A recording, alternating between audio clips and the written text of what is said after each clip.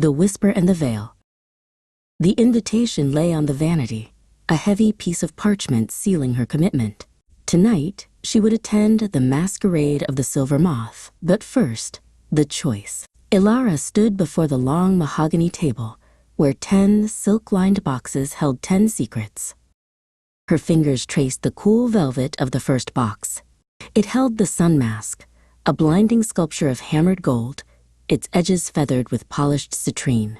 It promised brilliance, an impossible, dazzling joy, but the weight of it felt like a crown too heavy to lift. To be that radiant, she thought, to possess the sun and blind the viewer to the flaws beneath. But the mask's fixed, ecstatic smile felt like a prison. It demanded an energy she didn't possess, an absolute perfection that was a lie. She set it down with a sigh. Next, she drew out the shadow mask. It was crafted from obsidian and lacquered ebony, shaped like a sleek, sleeping predator. No eyes, only the faint, silver tracing of sharp, stylized cheekbones. It offered anonymity, a powerful, dangerous silence. To hide was a kind of power. To observe without being seen was intoxicating. I could be anyone or no one. Tonight, she mused, feeling a faint, dark thrill. The mask smelled faintly of old leather and something cold, like distant rain. Yet the shadow mask demanded a commitment to darkness. It felt isolating, a deliberate withdrawal from the very connection the ball was meant to foster. She craved mystery, yes, but not total erasure. She slid the cold obsidian back into its box.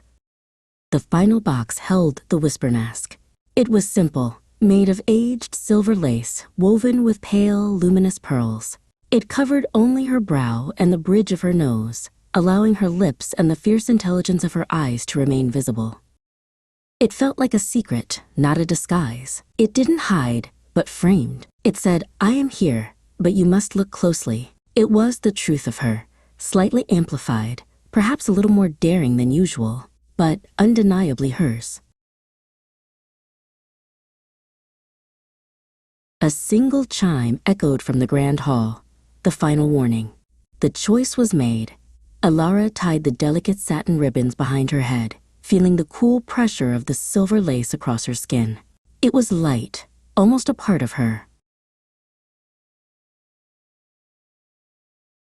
She took a deep breath, the subtle metallic scent of the Whisper mask her only armor. The sun mask was a dream, the shadow mask an escape. This, however, was a quiet declaration. Ilara turned and walked toward the sound of music, a known secret ready to be discovered.